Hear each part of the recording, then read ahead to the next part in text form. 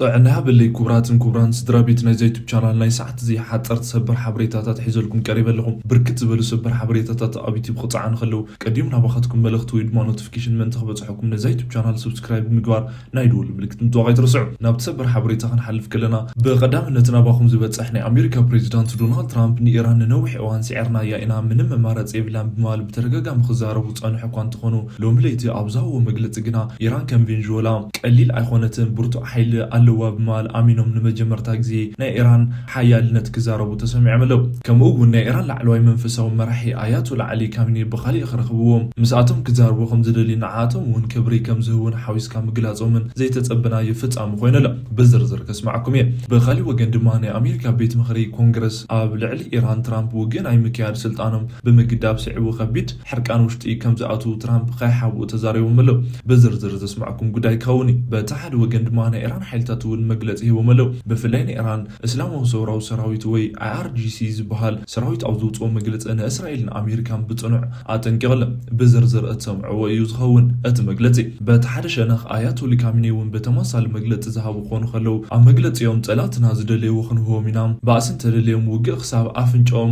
كنواغو مينا سلام انت مريطوم دما اقميطنا تنكواخينا خنمايت ينايلو بزرزر بصعبا مغلص يوم زسمعكم غداي كليو ناب غروبيت سوماليا خنمصخلنا دما كبرات سمعتنا اب غروبيت سوماليا امونغو تقوم تحيلتات ناي منغست تصت حيلتاتن كبيد وغ تخفتلا اوان ختما مقدشون كبيد ناي تخصم ملوات وطرلا نتخونتا ملكتهم استفلالي اكلات مغلص بموطان يركبوا كسام وداتام سايصنح زرزر حبريتو خصمعكم يه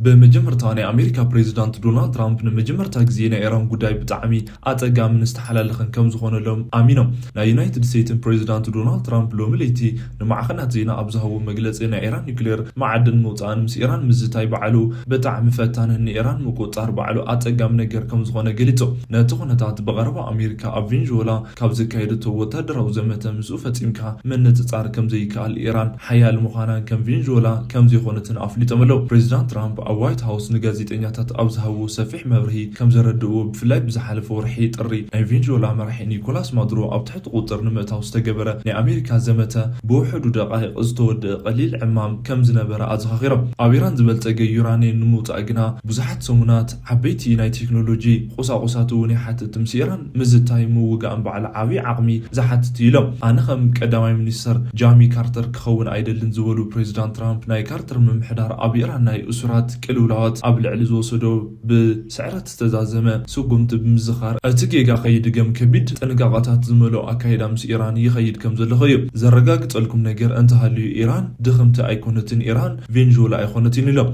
مس ايران نيوكلير مدبات نمغداب زخل سمع نمصح قريبهم كم زلو بترغاغام خغلصو زنورو بريزيدنت حجيغنا اتزبلصق يورانيوم موطا جدن سمع يدلنيو مبالهم اب هغراو ناي دبلوماسيو محبرسب عبي تخراتن زسحابه ازراربا خوينلو بريزيدنت ترامب وسيهم نتي ايران محجون كوتل خليه كرخبو انت دلي دو كبلن زخل حدو حيلي يلا نجر غنا ازن مغبار حجي من مخنيات يبلي مال غلصو تقوساقوس بعقم مستدفن استقبرن مخانو زغلصو ترامب واشنطن نتبوتا بكاميراتات تريون تقواطرون كمزلا تزاريو بخالي منجد بريزيدنت خاب ايران لعنوي مرح منفساوي مرحي اياتو لكاميني مساتم كلو زخل ناي مصا ركب خغلط خلو كيرخوم عين دل نجر غنا مركاب جدن خوينلو نعي عبي خبري ايوم ساعتهم مركاب كابلو دحري سمع انت بصحنا غنا ساعتهم مركابي زي ترفيو نايات ولفيت لفيت باكال رخيبه ساعتهم بزعبا ناي مصا خونتات كزارب ادل يلو بخبرون اقربهم يبمال ناي دبلوماساوي معصو كفت مخانو ارغاغيتو ازخم زي لخلا ابزم تصور حمله اب تركي مدينه انقره بزكايدو ناي سمين اتلانتيكا ناي طرق الكيدان ودبنيتو حفشو غباي كم زساتف زرغاغيتو ترامب مشاركتهم ابلع ايران زغبرو يونايتد ستيتس كحجزو نيروم مال ناي نيتو ابالات هاجرات اطيقون كوقسو خمز نبر يفلت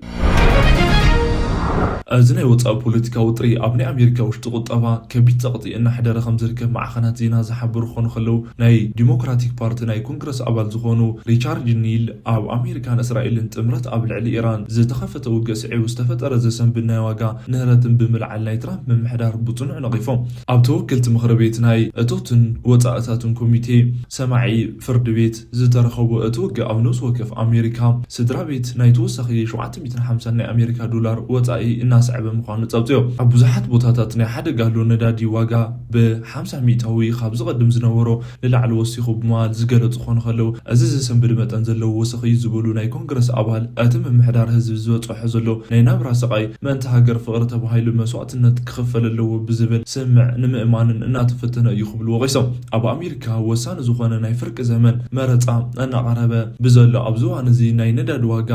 ምንሃር ኣብ ትራምፕ ኣብ ሪፐብሊካን ፓርቲ ከቢድ ዝኾነ ናይ ፖለቲካዊ ፀቕጢ ፈጢሩሎም ኣሎ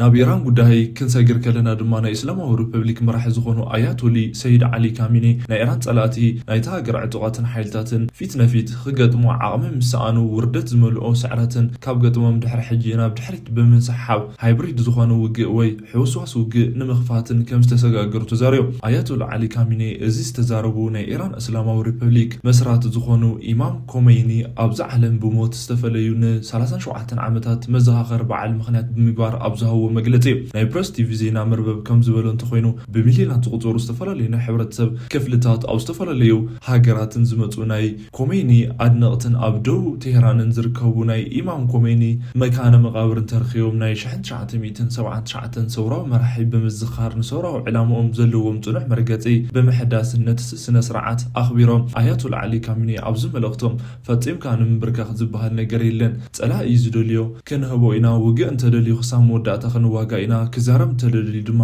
ኣቐሚጥና ክነዘራርቦ ኢና ኢሎም ናብ ሊባኖስ ጉዳይ ክንከይድ ከለና ፕሬዚዳንት ዶናልድ ትራምፕ ኣብ ሊባኖስ ጉዳይ መምሕያሻት እናተራእዮም ክብሉ ናይ ኢራን እስላማዊ ሰውራዊ IRGC ግና ምስ እስራኤል ዝግበር ዝኾነ ይኹን ክፋል ናይ ተኽሲ ደው ምባልን ውሳነ ብጽኑዕ ኮኒኑ ኣሎ ኢሎም ትራምፕ ኣብ ዋይት ሃውስ ንጋዜጠኛታት ክዛረቡ ከለዉ ሊባኖስ ነዊሕ ዓመታት መጥቃዕቲ ክበጽሓ ጸኒሑ እዩ ኩሉ ግዜ ከም ግዳይ ክትረአ እያ ጸኒሓ ሕጂ ሰላም እንተረኺባ ብጣዕሚ ደስ ምበለኒ ነይሩ ሊባኖስ ኢሎም ምስ ናይ እስራኤል ቀዳማይ ሚኒስተር ቤንያሚን ኔታንያሁ ምስ ሂዝቦላን ኣብቲ ኩናት ዙርያ ከም ዝተዛራረቡ ዝገለጹ ትራምፕ ጽቡቕ መምሕያሽ እናተረኣየ ይመስለኒ ብምባል ተስፋኦም ገሊጾም ይኹን እምበር ናይ ፕረስ ቲቪ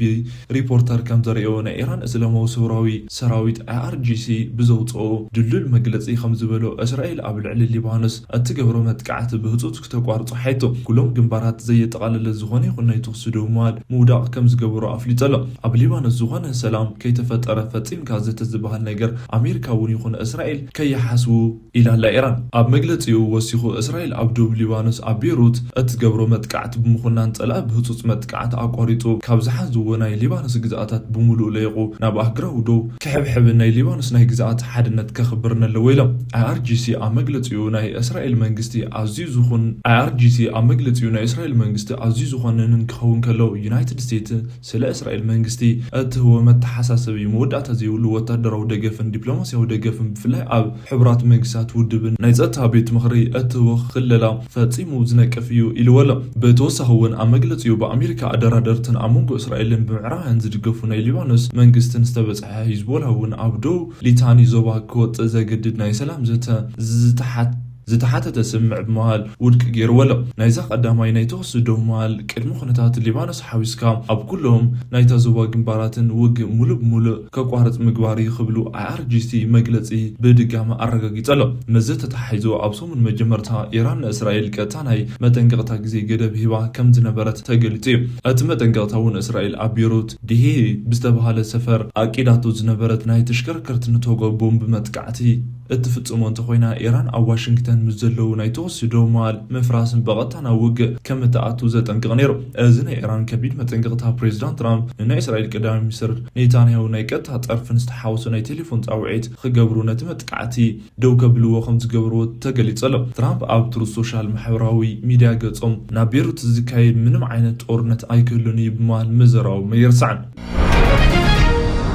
መዚ ተታሒዙ ናይ ማእኸላይ ምብራቕ ሃገራትን ናይ ፖለቲካዊ ወጥሪ ሓደ ኣካል ናብ ዝኾነት ኣብ ባሕር ሰላጤና በትርከብ ባህሬንን ክንከይድ ከለና ናይ ባህሬን መንግስቲ ዝወስዶ ስጉምቲ እውን ኣብ ማዕኸናት ዜና መዘራረቡ ኮይኑ ኣሎ ኣብቲ ዞባ ዘሎ ጂኦፖለቲካዊ ወጥሪ እናወስኻ ኣብ ዝመጽእ ኣብዚ እዋን እዚ ናይ ባህሬን ጸጥታ ሓይልታት ሕጂ እውን ብዙሓት ሰባትን ብምዕፋንን ብምእሳርን ይርከቡ ሓሙሽተ ኣዝዮም ፍሉጣት ዝኾኑ ናይ ሃይማኖት ሊቃውንቲ ሓዊስካ 20 ዝኾኑ ናይ ሺዓ ኣክቲቪስታትን መምሃራንን ኣብ ትሕቲ ቁፅር ከም ዘውዓሉ እውን ተገሊጹ ኣሎ እዚ ስጉምቲ መንግስት ኣብ ልዕሊ ተቃውምቲ ጀምሮ ሰፊሕ ዝኾነ ዘመተ ብዝበለፀ ኣጠናኺሩ መቕጻሉ ዘርኢ ይኽብሉ ናይ ኢራን ማዕኸናት ዜና ገሊፆም። ኢራን ክፋል መንግስታዊ ናይ ዜና ወኪል ዝኾነ ታስኒም ናይ ዜና ወኪል ከም ዝገለጸ ናይ ባህሬን ፖሊሲ ሓይልታትን ኣብ ዝተፈላለዩ መንበሪ ኣባይቲ ዘይተጠብኻዮ ሃንደበታዊ ፍተሻ እናገበሩ ምዃኖም ዝገልጹ ክኾኑ ከለዉ ኣብዚ ወራር እዚ ሰይድ ያሲን ሙሳዊ፣ ሸኽ ዓሊ አል ሙስታዊድር፣ ሸኽ ጃዕፋር ዓሹርን ሸኽ ናዚር መሪኽን ከምኡ እውን ሸኽ መሐመድ ጣሂርን ዝተባሃሉ ላዕለዎት ናይ ሺዓ ናይ ሃይማኖት መራሕታት